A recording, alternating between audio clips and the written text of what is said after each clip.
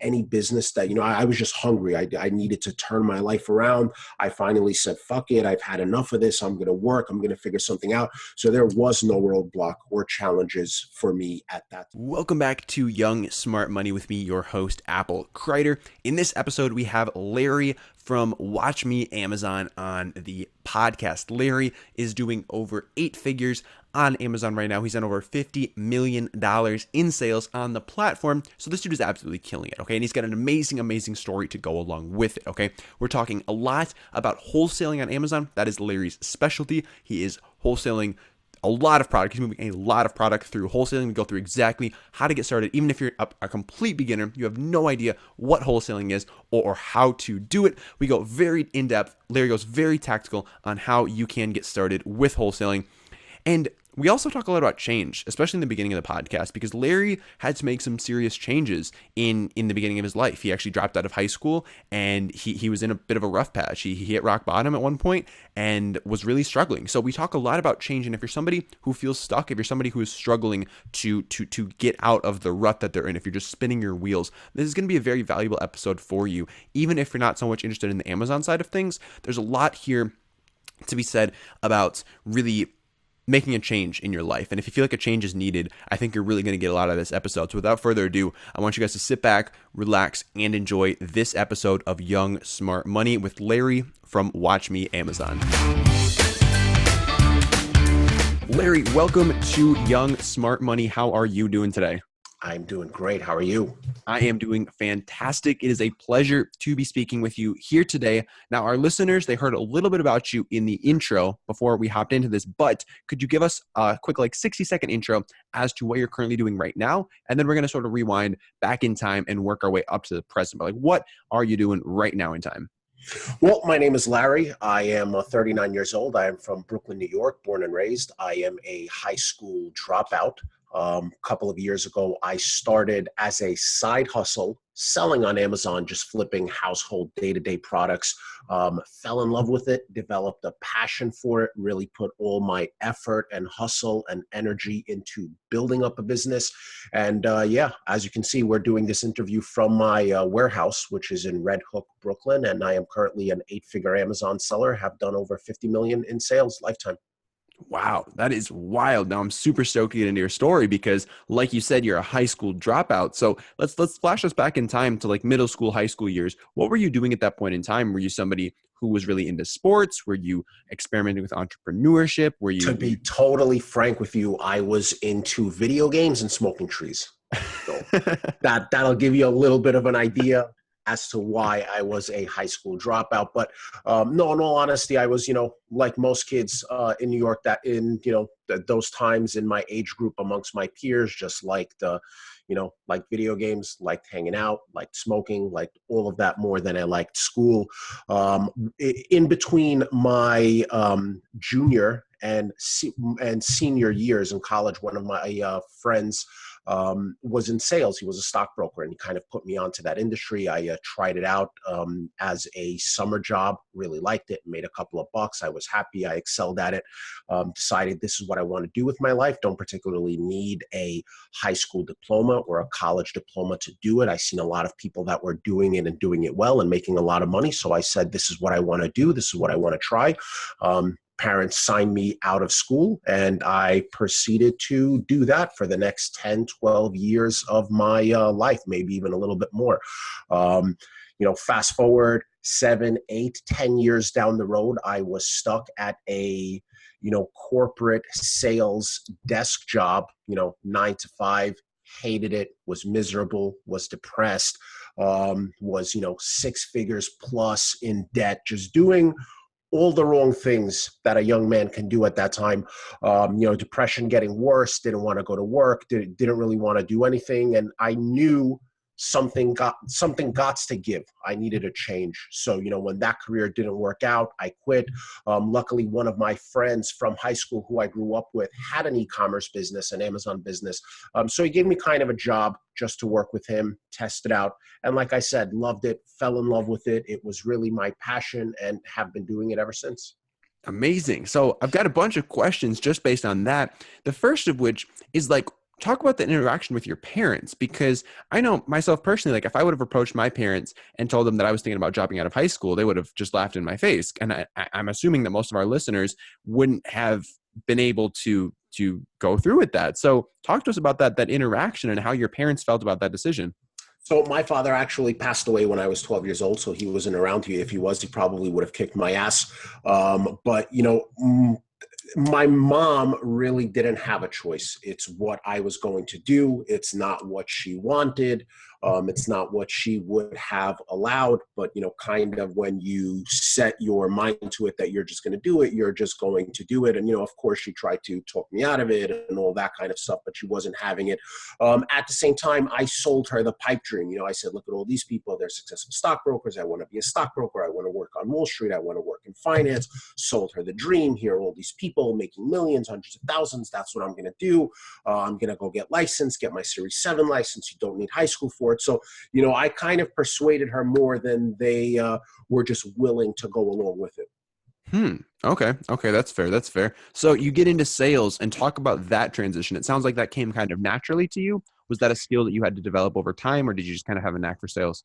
So I think sales is two parts. So some people are naturally good at sales and good at speaking. It's not necessarily that you're good in sales, but if you're, you have the gift of gab and you're a people person, you should naturally excel in sales. Sure. And when I tried that business for that first summer when I took it as a job for the summer break, I naturally excelled at it. We were on the phone all day qualifying leads. I did very well. I had a lot of potential. The higher ups had and saw a lot of potential in me.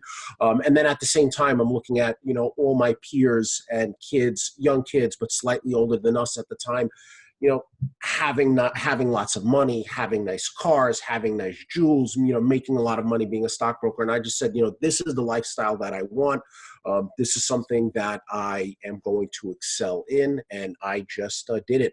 And, as probably a lot of people who are in sales know, there's really no job security. I wasn't getting a salary. It's not like I was working for, Merrill Lynch or Goldman Sachs and I was getting a nice cushy salary or anything like that to fall back on. It was a 100% commission-based gig. So you eat what you kill. If you make some sales and you do some commissions, you get paid. If you don't, a day can pass, a week can pass, a month can go by, and you can literally work a month and not take home $1. And like most people in that business at the time, I would say, the majority of people, you have some good months, you had some bad months, but overall, after time went by, I was just spinning my wheels. And I felt like I wasn't really getting anywhere with it. And again, I had some years where I made some good money. I had some years where I absolutely struggled. But I think looking back at it now, what was missing, the missing ingredient was it's either my passion for it wasn't there to begin with, or just a constant spinning of my wheels and doing the same stuff and just working that kind of job, living that kind of miserable life. I kind of got burnt out of the business maybe. And then when your heart's not in it, when your mind's not in it, and when you're broke at the same time, trying to figure out, how are you going to pay your bills? How are you going to keep your lights on? How are you going to pay for your phone? Your mindset isn't really there for sales. And, to excel in sales, you have to be super strong mindset, super mature, super focused. And I just wasn't that at that point in my life. So again, just bad month after bad month, bad year after bad year, not making any money, still wanted to live my life, still had bills to pay, going into debt, borrowing money from Peter to pay Paul, all that kind of stuff. And just really worked myself into a state where I wasn't really happy and I wasn't miserable and I was miserable. And, what happens then is you don't want to admit defeat. It's very hard to give up. It's very hard to walk away and say, I need to quit. I need to do something else. That's, admitting defeat. That's saying you're a loser. That's saying you failed. Very tough for me to do. So then I probably had to spin my wheels for another, maybe year and a half, 2 years longer than I even should have. And it just got too much to bear. And then eventually when I hit rock bottom and couldn't even afford to, commute to work anymore, I figured that something's got to change. And, I said, I don't care what I'm going to do. I'll deliver pizza. I'll do whatever, but I need to get out of what I'm doing and figure something else out. And then luckily all the dominoes, fell into place. All the cards fell into place. And everything worked out for the best. So what do you think that was very interesting. And what do you think separates people in sales, especially? I'm sure you had a lot of experience seeing like the ups and the downs, like you were saying. What separates somebody who sees success and who struggles to keep their head afloat in a sales position? What are some of the things you picked up on that were sort of the differentiators between the people that were thriving and the people that were struggling to make it month to month? Mindset and maturity. That's 100% it. Like the people who are killing it in sales and, the people who were killing it then and the people who are killing it now are the people who are mentally mature, who have their shit together and who have the right super focused, super driven mindset. And in a sales business, it's, you might get pumped up for a little while, but then if things don't go your way, it's going to neg you out. It's going to bring your, passion from here to here. And then you'll have a couple of good weeks or a couple of good sales and you'll get pumped again. But it's tough to really stay consistent unless you're super disciplined and just like mentally focused, sharp, on point, smart. Again, it's something that I think if I had to do over again, well, not over again, if I had to do that job today, I think I would be a lot more successful at it because I'm just mentally in a different place, right? I'm turned on, I'm focused, I'm in the zone. But back then I was just, mentally, I was a mental midget, bro, to be honest with you. I was, just mentally immature. I was, looking to work as little as possible, just interested in, chilling, going out, girls, smoking, all the kind of stuff that a kid is interested in and not so much a man. So do you spend a lot of time these days thinking about your mindset and really honing that and developing it? I'm always a big fan of self-help and like motivational stuff and self-improvement stuff. Anything that I can pick up from anyone, learn different tactics, learn different things. I'm always trying to do stuff to better myself right now. Mental stuff, physical stuff, all that kind of stuff. Okay. What do you say to people? To add to that, it takes like the mental focus and the discipline and all of that. And it also takes maturity. Because even in those days when I was young, I went to see Tony Robbins live. I did the whole, Tony Robbins Personal Power 2, that's like a 20-year-old Tony Robbins program. I did that when I was 18 and it pumped me up and rah. And I was, good to go and doing well for a couple of months, but eventually it fizzled out because the one thing that I was missing with all of that, focus and self-help is a little bit of a mental maturity at that time. Okay. So take us back to where you are. You hit rock bottom. You say, I'm out of sales. Where do you go next? So where do I go next? So I was living with a girl at the time in a long-term relationship. I was lying to her all the time about my finances, just not really doing the right thing. Again, as a man, not mature, as a boyfriend, just, making mistakes after mistakes, hit rock bottom. She eventually kicked me out the house at 32 years of age. Where I physically go is, with my tail tucked between my legs, go to my mom's house, move back in with my mom. At this point, I'm dead broke. I'm in debt.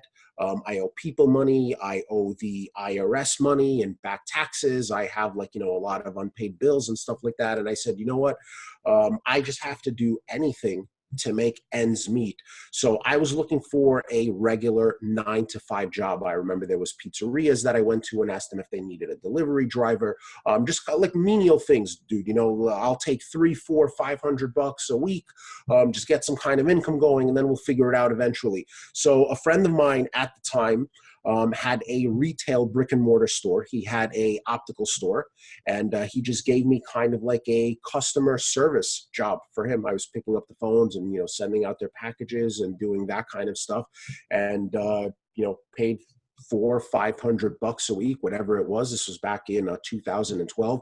But I was happy. I had some structure. I finally had some money coming in, even though it was pennies, but, I was coming from the last 2, 3, 4, 5 years before that, I was literally making not a dollar. So it was good. I was getting in a better place. I was hungry. And like I said, I was kind of stuck in the business for a while, knowing that I should quit, but just not wanting to admit defeat and literally just dragging it out and spinning my wheels and going more into debt and all that kind of stuff.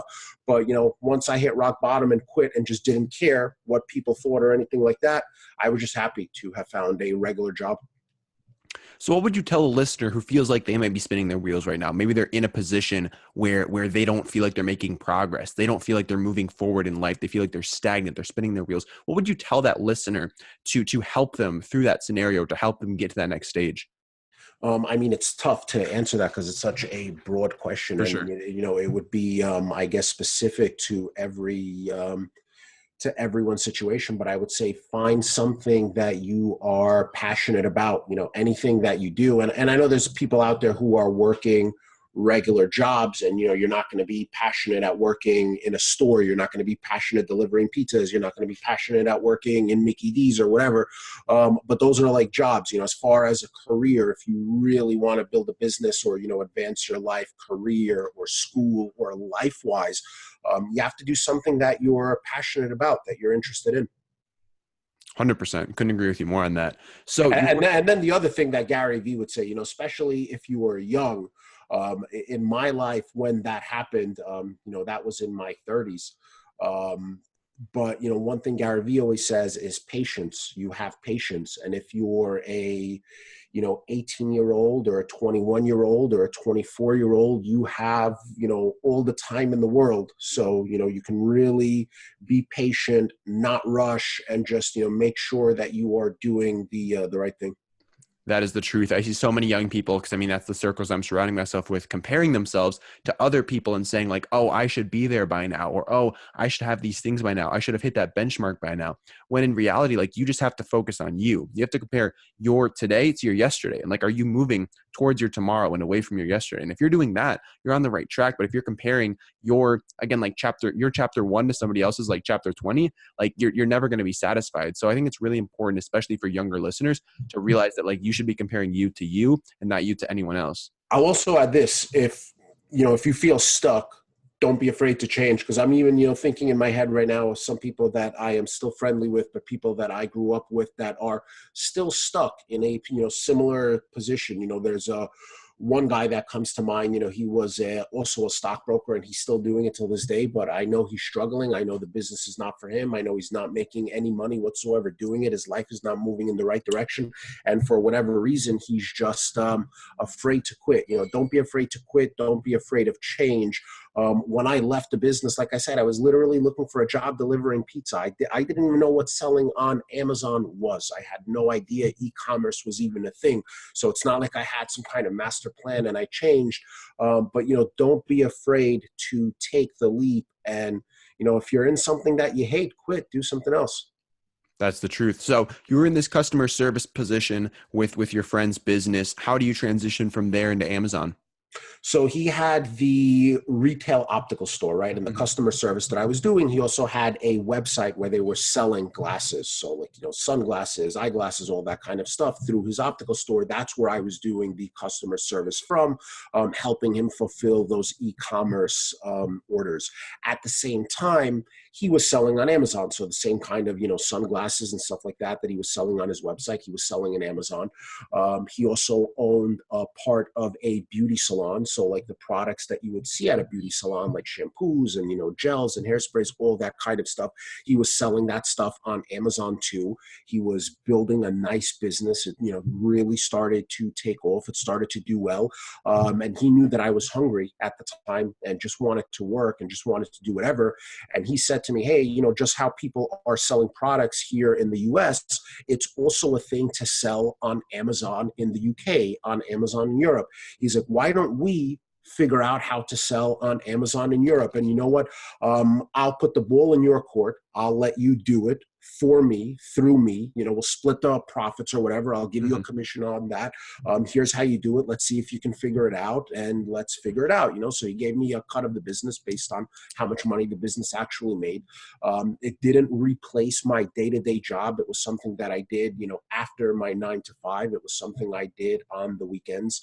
But yeah, he showed me that you can sell products on Amazon, popular brand name products. You could buy them low, sell them high. There's a certain way to see what's selling on Amazon, see what it's selling for, what you're left with after fees, do that arbitrage, do that math. Mhm. And in essence, it's, you can find the product that you buy for $10, and when you sell it, you get back 14. and you make $4 and you can sell 30, 40, 50, 100 of them a week, whatever it is. So, little by little, we started building that overseas business.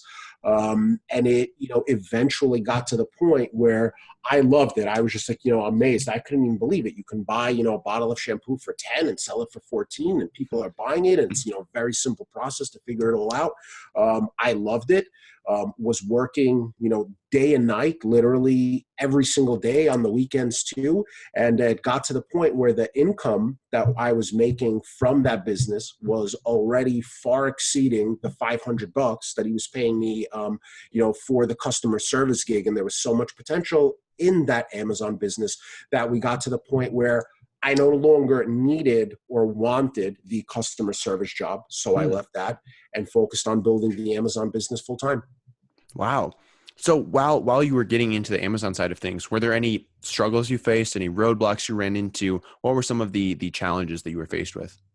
I really wouldn't say there was any challenges. I was at a point in my life where I was just super hungry. I was ready to go super hard and dedicate myself into any business that, I was just hungry. I needed to turn my life around. I finally said, fuck it. I've had enough of this. I'm going to work. I'm going to figure something out. So there was no roadblock or challenges for me at that time. I was just going to go through anything that I had to in order to make something of myself. And there really wasn't, there really wasn't any roadblocks at that time while we were building up those businesses. Okay.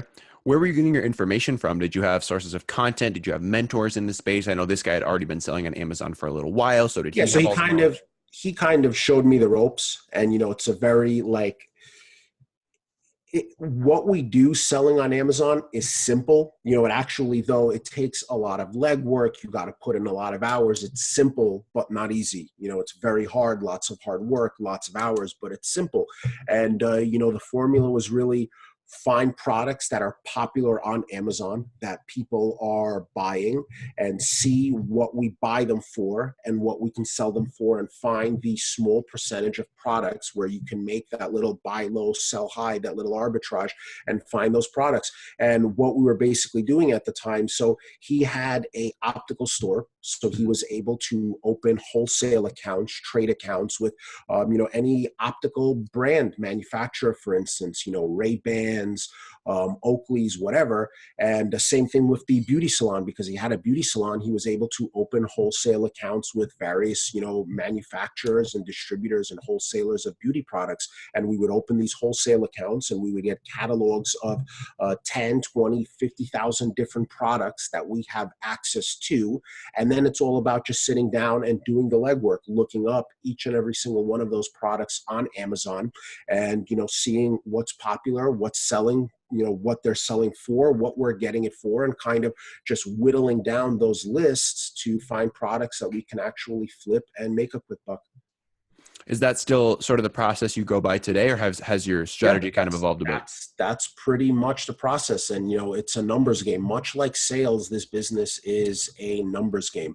So you have to, it's not that easy to find popular or profitable products rather, but the process of going through it literally, it's simple, but it's a numbers game. So there's a lot of legwork involved, but, open wholesale accounts, see what products they have, looking up those products on Amazon, finding the ones that are popular and actually selling, because 99% of the stuff isn't popular, has no sales velocity. And then the stuff that is selling, you just look it up. What's it selling for? What am I left with after Amazon takes its cut?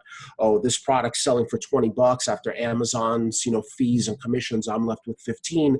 My cost for it is 14. So I only make $1. It's not good, but the other product might be good. And just doing that arbitrage, doing that research, doing that hustle, just going through thousands and thousands of brands and lists and products, and finding the small portion of stuff that works. Much like sales, to anyone who's in sales, I was taught as a stockbroker, the more numbers you dial, the more people you're going to get on the phone.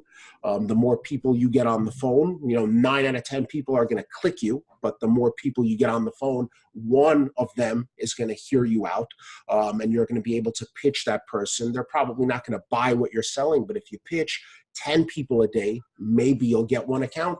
If you pitch 20, 30, 40 people a day, your odds of getting that one account go up. If you just play the numbers and scale that out, it's very, very similar to arbitrage on Amazon.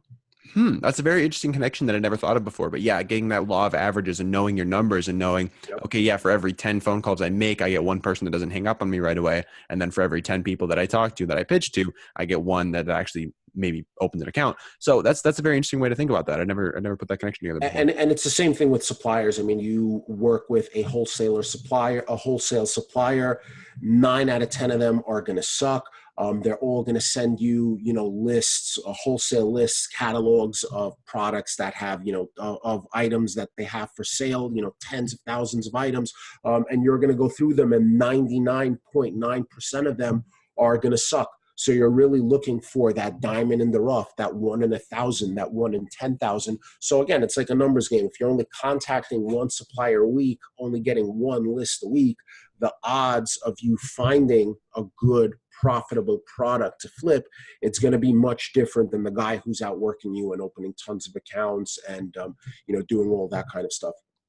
That's the truth. So clearly you guys had established businesses that you were able to leverage to work with wholesalers. If we have an 18, 19, 20-year-old listening to the podcast right now wanting to get involved in wholesaling, are they able to reach out to wholesalers and get these lists from them? Do you need to have an established business? There's a little bit of pre-work that goes into it. So you don't necessarily need a brick and mortar store. Of course, with a brick and mortar store, the amount of wholesalers who will take you seriously and open an account with you greatly improves. But even without a brick and mortar store, it's very doable. But you do need a couple of things first. So to buy wholesale or to open a trade account with most distributors, you would need at the very least to incorporate. You need to have a legal business entity like a corporation or an LLC or something like that. Doesn't hurt to have a website, doesn't hurt to have a professional email address. A commercial address might help, although it's not necessary. You just have to look like a professional business, because most wholesalers, most brands, most distributors, they sell business to business. They want to sell products to a fellow business, to a fellow store, to a fellow website. They don't necessarily want to sell products to a quote unquote kid flipping products out of their garage. So even if that is your situation, you have to turn yourself into a legitimate business, which isn't that hard. Website, email, legally incorporate, and that's pretty much it. Also, wholesale, you need a little bit more cash to start out with than some of the other Amazon business models. But, money talks obviously in wholesale, but, if you have a couple of grand, I would say 3 to 5 at a minimum is a good number to start at. Then it's possible. It doesn't really matter if you're 18 years old or if you're 58 years old. And for the kids out there who don't have that 3 to 5 grand, there's something called retail arbitrage, where it's literally the same type of concept that I explained to you, but instead of sourcing those products or going through lists of, products from wholesalers and manufacturers, you go to a retail brick and mortar store, a big box store, a Walgreens, a Walmart, a Target. You go to their clearance section. You can use your iPhone. There's, scanning apps. You can use the Amazon app, and you pick up a product and you scan its barcode. And you look up that item on Amazon and you see what it's selling for on Amazon. You see what you're able to get it for in the clearance section of this big box store. And the same concept, buy it low and sell it high. I know people who have actually taken that retail arbitrage approach and literally built businesses that do 10 to 20 million a year in revenue by doing just that, not even doing wholesale. I mean, I know one guy, he does $2 million a month in sales on Amazon. And what he does, he goes to outlet stores, Nike outlet. He specifically focuses on footwear, right? So we'll go to like the Nike outlet, the Adidas outlet, all these different outlet stores and big box stores. And he's scanning kicks and he's seeing, this pair of Nike in the outlet, it's $24.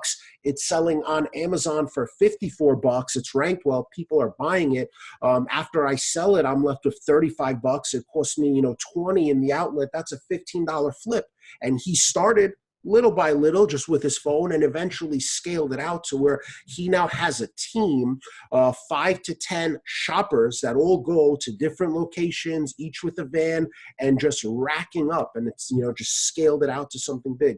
But that's a business that is accessible for, for the kid who has a couple of $100 and just wants to start flipping and make, $100, $200 on the weekend instead of just chilling and doing whatever. Very, very realistic way to do that. Even if you don't want a big business, even if you want to do a side hustle, not easy, but simple, very simple to do retail arbitrage and make, couple $100 to a couple $1,000 a month by just working 1 or 2 days on the weekend. And then if you want to scale that out into a real business, that's there for the taking as well. Wow. I've never come across somebody who was able to scale retail arbitrage that big, but that's an operation right there. You follow me on Instagram when, after we're done talking here, I'll send you the link to some of these guys. Huge. Some of the biggest sellers I know are actually retail arbitrage sellers. Really? That they've built it out big, and they have a team of people out there going to these stores and scanning stuff, and they got hookups at the stores and all that kind of stuff, but they figured it out to a science. And again, it's not easy, it's hard, but it's simple. I know what they're doing for, but based on what I told you, there's a lot of nuance and like all these little Amazon rules and stuff like that you might not know. But based on what I told you right now, 80% of the business, that's what they're doing. They're, looking for products that are popular, buying low and selling high. That's the business. How much you take advantage of it, how much you scale it, how much you put into it, that's going to directly reflect what you get out of it. But, it's a simple business, but not everyone's willing to get dirty and put in the work. That's the truth for sure. So let's flash back to wholesaling for a second here and talk about, I'm curious about reaching out to suppliers. So let's say you have incorporated, you've gotten your LLC, you've gotten your ducks in a row, you have a website, maybe an email, looking a little bit professional, and you want to reach out to one of these guys and ask them for their list, ask them for the products that they sell, and potentially start doing business with them. What does that interaction look like, and what does the first touch look like for you? Just super simple, dude. I mean, they're in the business of selling their products. Every retail store out there is buying their products from a wholesaler, from a distributor, from a brand directly. If you have everything properly set up before you make the contact is literally, hey, I found you guys at this trade show, or I found your information online. My name is Larry from XYZ Corp. Can you please send me some information about how to open a wholesale account with you? That's it. Or literally even simpler, hey, I'm interested in opening a wholesale account. Can you please let me know what you need? And they'll send you an application and they'll send you a list. So super simple. Okay. And how do you go about finding them in the first place? I know you mentioned trade shows, you mentioned online, but what are some strategies? So there's a ton of different methods to find them. And like I said, the whole business boils down to a numbers game. So, the more ways you have of finding them, the more time you spend in those ways of trying to find them. 9 out of 10 of everything in this business sucks. So 9 out of 10 suppliers suck and all of that. But can find them. One easy way to do it is just find them online. Type in, video game supplier, video game distributor, beauty supplier, beauty distributor, grocery distributor. That's one way to find them. Another way to find them is go to trade shows. Another way to find them is go to websites of trade shows and look at their distributor or their exhibitor list and start contacting them that way. Another way to find them is looking at other small to medium sellers on Amazon, see what products they're selling, then look for distributors of those products or try to contact those brands. There's something called Amazon filtering where you go on the Amazon website and you kind of pick a niche and look for brands, and then just make a list of those brands and start contacting them. Another way is just literally go into a retail store in your neighborhood. If you see a store that sells, home goods, or a store that sells groceries, just, develop a relationship with the store owner. Hey, I'm interested in opening a grocery store too, in the next town over. Where do you guys get your products from? Can you recommend a good distributor to me? Something like that. So, be creative. There's a million different ways to find suppliers, but, just go into it knowing most of them are going to suck. And it's just about whittling down through the numbers and finding the right ones. And that's where a little bit of creativity will play into it. Do you have any strategies, since you said like 9 out of 10 suppliers are just garbage? Do you have any strategies for whittling those down before you start working with them? Just literally work the numbers, right? So if you have a list of 10 suppliers, there's a chance maybe one of them is going to be good, probably not. But, if you do what I like, a couple of those methods that I just told you, and you build a list of 100 potential suppliers, for sure out of 100, 1 or 2 of them is going to have something good for you. So it's all about just working the numbers, and the way you kind of whittle it down.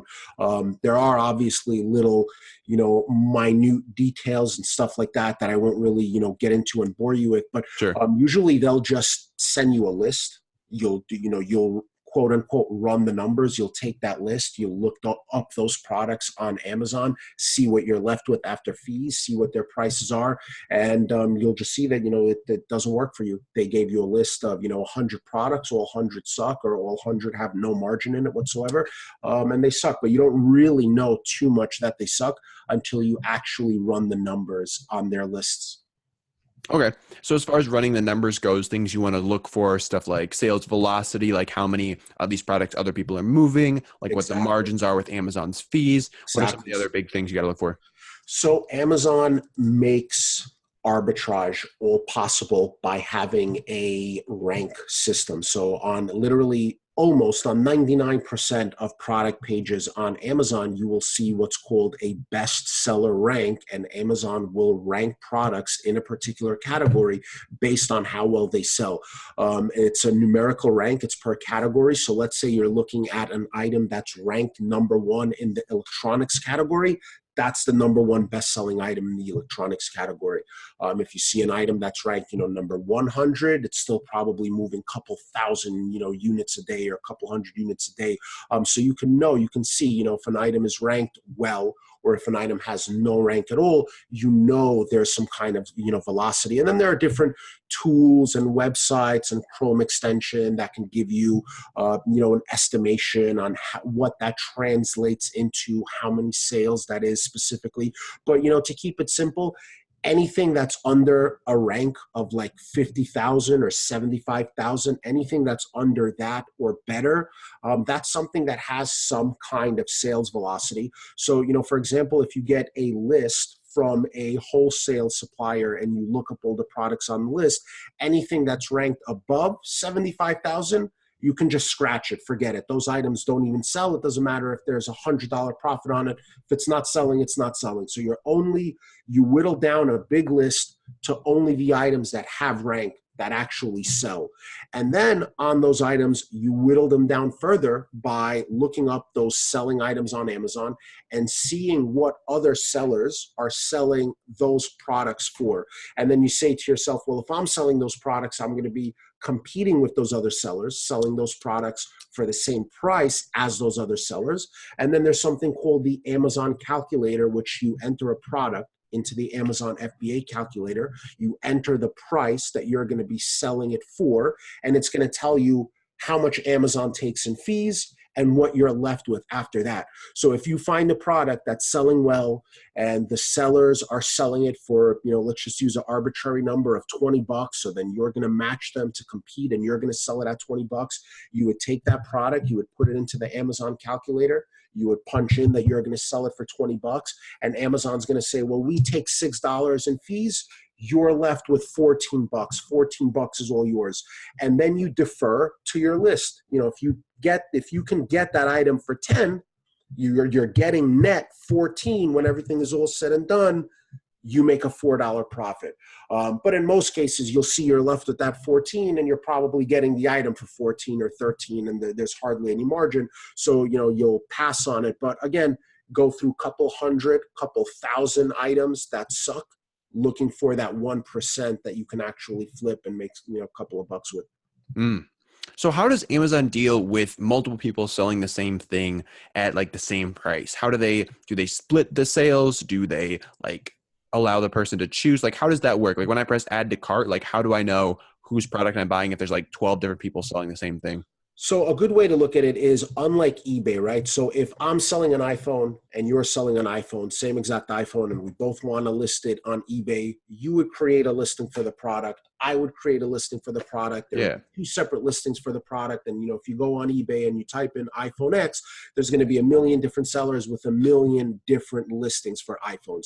The way it works on Amazon is a little different. There's only one listing for a particular item for that iPhone X. So if you want to sell it, if I want to sell it, if 100 other sellers want to sell it, we are all offering it on that one listing. So every Amazon listing or most Amazon listings have multiple sellers selling the product. And the way it works, who gets the sales, is there's something called the buy box. And the buy box is kind of the front of the page. It's the seller that Amazon promotes, that Amazon pushes to the front. And the buy box basically is, it's things that are done to the benefit of the consumer. So whoever has the quickest shipping, lowest price, whoever has the best sales record, competes for the buy box or gets that buy box. So for example, if there's two people selling iPhone X's on the same listing on Amazon, and I'm selling it for $300 and the second seller is selling it for $350, I'm better for the customer. Amazon is going to push me to the front.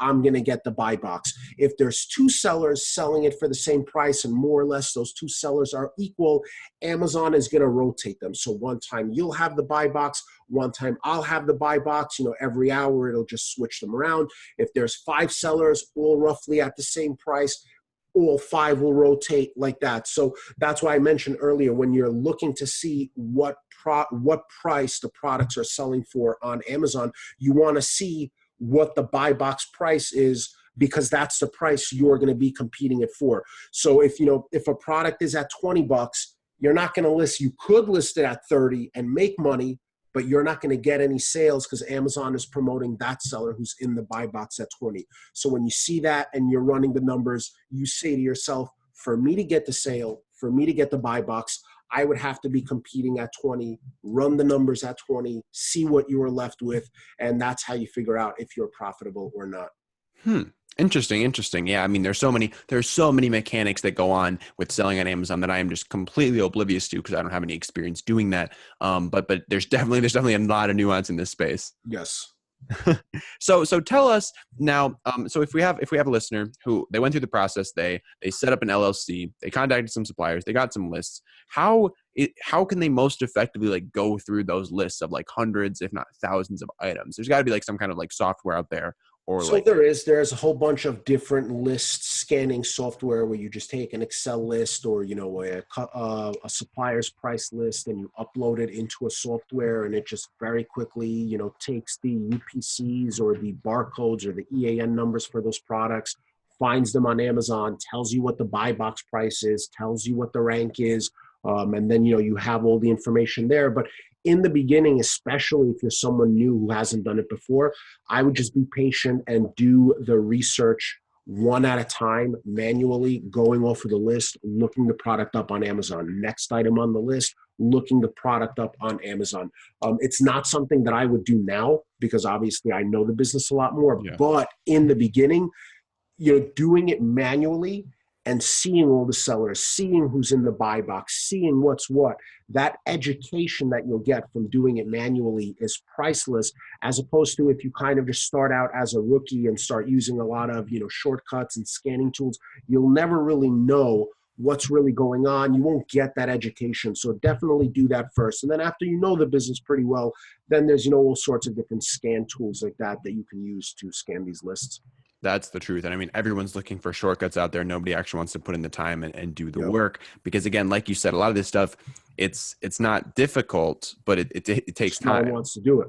Yeah, exactly. Exactly. So Larry, you've been dropping a bunch of value on our listeners, and I really, really appreciate that. I've got some questions that I'd like to ask all of my guests before we wrap up the show. Are you feeling ready Sure. for them? Yeah. Awesome. So the first one is, what is something that you're genuinely excited about right now? What is something that genuinely has you fired up? So for the last 6 months, I've been working on a wholesale course. It's something that I always wanted to do when I started on social media about 2+ years ago. By the way, for those who don't know me, check me out on Instagram at Watch Me Amazon. Started that kind of to just document, behind the scenes of my warehouse of an Amazon seller, to give everyone an idea of what actually the day-to-day process looks like. And for the 2 years that I've been on Instagram, people have been hitting me up all the time, asking me, when's my course coming out? When's my course coming out? All that kind of stuff. It's very difficult to create a course when you actually have a full-time 8-figure business that you're running on a day-to-day basis. So that's why it's taken me so long to put it out. But I am nearing the end of completing it, and, not trying to sell it or push it or promote it or anything like that whatsoever. But I am super proud and super excited of the course of the content that I'm creating. I know that it's going to be just fucking amazing, for lack of a better term. And that's one thing that I am very, very excited about. I love it. And we'll be sure to link that up in the show notes as well, along with your Instagram, so people can definitely follow up with you and learn more about that as well. Larry, do you have any habits or things you do on a regular basis to help you get to that next level? These could be in your business, in your lifestyle. What are those things you do on a regular basis? So I actually, we spoke a little earlier about self-improvement and self-help and all that kind of stuff. And I am a big fan of that kind of stuff. A couple of months ago, I found a gentleman by the name of Alex Sharfin, who is a high performance coach for entrepreneurs and stuff like that. And I took one of the courses that he has available out there, and it's all about just having a plan and building momentum in your life. It's all about, entrepreneurs. The one thing that drives us and gets us moving and gets us to really complete and accomplish our goals is having momentum. So he has this whole, just a whole planning system, I guess, for lack of a better term, where you get really clear on your, life goals, yearly goals, quarterly goals, monthly goals, whittled all the way down to what you need to do this week, what you need to do this day to achieve those goals. And I'm just very big into planning and all that kind of stuff right now. Awesome. I'll have to look into him and some of his stuff. Yeah, he's awesome. I mean, he works with some like super, super like big dog billionaires. He's trained some of the or has been a personal coach for some of the best, biggest entrepreneurs out there. Yeah, the name sounds familiar. So I definitely think I've come across him at least once or twice before. He works with also Russell Brunson. Oh, yeah, that's where I heard it. Yeah. Cool. So what content, if any, are you consuming yourself right now? I know you're creating this course, you're creating content on Instagram, but are there any books, audiobooks, podcasts, YouTube channels that you're consuming? Yeah. So, first off, one of the best pieces of advice that I will give for anyone who's interested in Amazon, right? So the way I was taught by my friend about Amazon, and the way I thought most Amazon sellers were, you have to be very DL, very secretive about it. Don't tell anyone what you do. Don't tell anyone where you sell. Don't tell anyone, God forbid you tell anyone, what your storefront is or what you sell or anything like that. Just keep it all very, very hush hush. And, that's how I thought every Amazon seller operates. When I first started, that was the world I was in. But I say that to say, 2 years ago, when I got on social media and started interacting with other Amazon sellers in the space, I started joining FBA groups on Facebook. I started joining, different communities of sellers.